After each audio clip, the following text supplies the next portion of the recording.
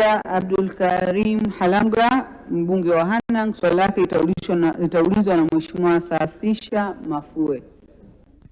Swali la mbunge linauliza, je, serikali ina mkakati gani wa kuongeza uzalishaji wa ngano nchini ili kupunguza matumizi ya fedha za kigeni kwa ajili ya uagizaji?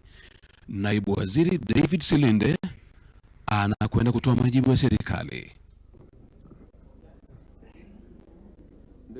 Asante sana Mheshimiwa Mwenyekiti. Katika mwaka wa fedha 2025/26 serikali imeendelea kutekeleza mikakati madhubuti ya kuongeza uzalishaji wa ngano nchini, ikiwemo kusambaza mbegu za ngano tani 500 katika maeneo ya uzalishaji, kuendelea kutoa ruzuku ya mbolea ili kupunguza gharama za uzalishaji, pamoja na kuingia makubaliano ya awali ya ununuzi wa ngano na usindikaji wa ngano nchini, ambapo kupitia makubaliano hayo wasindikaji watanunua ngano yote iliyozalishwa nchini na hivyo kuhakikisha upatikanaji wa soko la uhakika kwa wakulima. Mheshimiwa Mwenyekiti, vilevile katika mwaka wa fedha 2026/27 serikali imepanga kusambaza mbegu za ngano tani 700 kwa wakulima kupitia mpango wa ruzuku na kuanzisha vituo maalum vya kuzalisha mbegu za ngano katika mashamba makubwa ya pamoja. Hatua hizo zinalenga kuongeza uzalishaji wa ngano nchini na kupunguza uagizaji wa ngano kutoka nje ya nchi na hivyo kupunguza matumizi ya fedha za kigeni. Mheshimiwa Saasisha Mafue.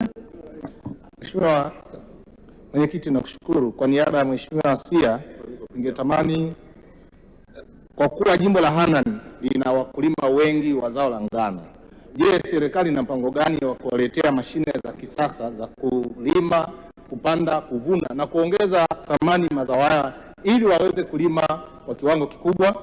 Lakini swali la pili, katika dhana hiyo hiyo ya kupunguza matumizi ya fedha za nje, katika wilaya Hai chama cha Mroso Sang kiliingia mkataba na mwekezaji ili kufikia 2025 au amejenga kiwanda cha parachichi, lakini mpaka sasa hivi amekiuka mkataba huo na hajajenga kiwanda cha parachichi, badala yake ameenda kubomoa nyumba za chama cha ushirika bila mawasiliano. Je, nini kauli ya serikali kuhakikisha mwekezaji huyu anatekeleza mkataba ulioingiwa? Majibu, Mheshimiwa Waziri. Asante sana Mheshimiwa Mwenyekiti. Nimshukuru sana kaka yangu Saasisha Mafue, mbunge wa jimbo la Hai, kwa maswali yake mawili ya msingi, na nimthibitishie tu kwamba moja, kuhusu wilaya ya Hanang' kupeleka mashine za kisasa pamoja na kuongeza tija katika eneo lile ni sehemu ya mpango wa serikali ambao tumepanga kutekeleza ndani ya kipindi cha miaka 5 ili kuondoa gap la uagizaji wa ngano nchini. Kwa hiyo na mipango hii imekuwa reflected katika bajeti ambayo tumeipitisha hivi karibuni. Kwa hiyo hilo liko ni sehemu ya mipango ambayo serikali tunaitekeleza sasa.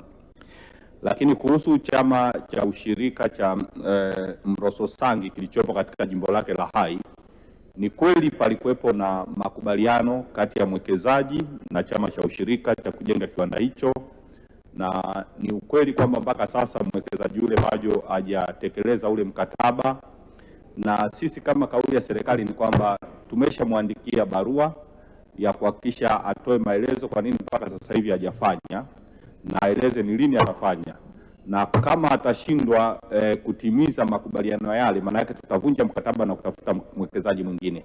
Kwa hiyo kwa sasa sisi kama serikali tunafuatilia ili jambo hilo litekelezwe. Asante. Nakushukuru sana Mheshimiwa Waziri kwa majibu hayo ya Mheshimiwa wabunge kutoka Wizara ya Kilimo.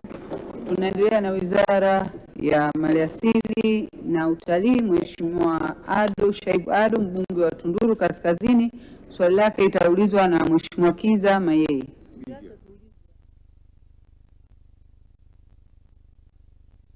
Swali la mbunge wa Tunduru linauliza, je, serikali ina mpango gani wa kufanya mapitio ya mipaka ya hifadhi za misitu, mbuga na hifadhi za wanyamapori ili kuongeza maeneo ya kilimo?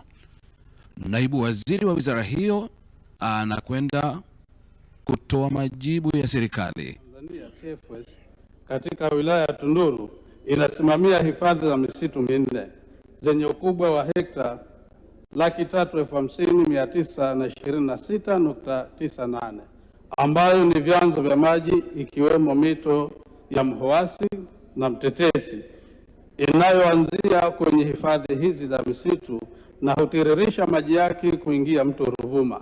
Hata hivyo, mwaka 2022 serikali kupitia baraza la mawaziri ilipitia maeneo ya hifadhi ikiwemo msitu iliyopo wilaya ya Tunduru, na kwa kuzingatia uhitaji wa ardhi kwa wananchi kwa ajili ya matumizi mbalimbali ikiwemo kilimo, serikali ilimega eneo lenye ukubwa wa hekta 17,494.36 katika hifadhi ya msitu wa Sasawara kwa vijiji vitatu vya Mpanji, Msiaje na Mbatamila. Mheshimiwa Mwenyekiti, takwimu zinaonyesha kuwa maeneo ya misitu yaliyo chini ya serikali za vijiji katika wilaya hiyo yana ukubwa wa hekta 346,540 ambapo asilimia 19.6 ya maeneo hayo ni hifadhi za msitu zinazosimamiwa na serikali za vijiji na asilimia 80.4 ambayo ni yenye ukubwa wa hekta 278.69 ni maeneo ya serikali za vijiji ambayo hayajahifadhiwa. Eneo lililo chini ya miliki za vijiji ni kubwa ambalo likipangiwa vizuri inaweza kubeba shughuli mbalimbali za uzalishaji mali kwa wananchi wake. Hivyo ni mshauri Mheshimiwa mbunge kwa kushirikiana na halmashauri ya wilaya ya Tunduru kutumia asilimia 80.40 ya maeneo ambayo hayajahifadhiwa kwenye vijiji ili kuongeza eneo la kilimo na kuendelea kulinda ekolojia ya vyanzo vya mito ambayo ni chanzo muhimu cha maji na hifadhi za wanyamapori ili kuepusha migogoro ya wananchi na wanyamapori katika maeneo hayo. Asante sana Mheshimiwa Mwenyekiti. Mheshimiwa Kiza Mayeye. Asante Mheshimiwa Mwenyekiti. Naomba kumuuliza Mheshimiwa Waziri maswali ya nyongeza kama ifuatavyo. Majimbo ya Tunduru ni majimbo ambayo yamekuwa yakikabiliwa na changamoto ya tembo kuvamia mashamba ya wananchi. Wananchi wamekuwa wakiteseka kwa mazao yao kuharibiwa, lakini hata wananchi kuuawa na tembo.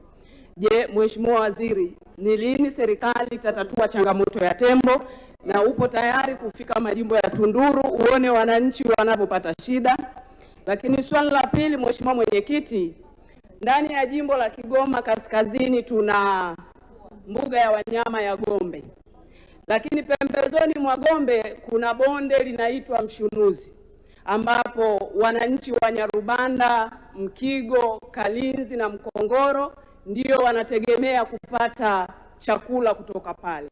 Mheshimiwa Mwenyekiti, wananchi hao wamezuiwa kulima kwamba wamevamia eneo la hifadhi ya Gombe.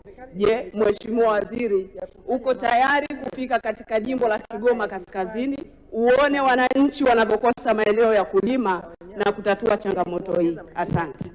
Majibu Mheshimiwa Waziri. Asante Mheshimiwa Mwenyekiti, naomba kujibu maswali mawili ya nyongeza ya Mheshimiwa Kiza. Awali kwanza nimpongeze sana kwa namna anayofuatilia wananchi wake kule Kigoma Kaskazini, na siku hadi siku anawatetea kwa kuja ofisini na kukutana na mazingira mbalimbali. Salamu yake ni kutetea watu wa Kaskazini Kigoma kule. Mheshimiwa Mwenyekiti, naomba kujibu maswali. Swali la kwanza, ni kweli changamoto ya wanyama pori ambayo ipo sio tu Tunduru, ni maeneo mbalimbali, lakini serikali inachukua hatua mbalimbali mpaka kutumia teknolojia za kisasa ili kuhakikisha kwamba wanyama hao hawaendi kusumbua watu siku hadi siku. Nimuombe tu Mheshimiwa, linapotokea jambo sehemu specific basi tuambiane tu ili tuchukue hatua za haraka. Lakini swali la pili, Mheshimiwa Mwenyekiti, kwa ruhusa yako ukiridhia, niko tayari kuambatana na yeye tuende katika jimbo hilo kuona hilo jambo na kushuhudia tulitatue na wananchi waishi kwa amani. Asante sana Mheshimiwa Mwenyekiti. Nakushukuru sana Mheshimiwa Waziri kwa majibu hayo ya Mheshimiwa mbunge kutoka Wizara ya Maliasili na Utalii.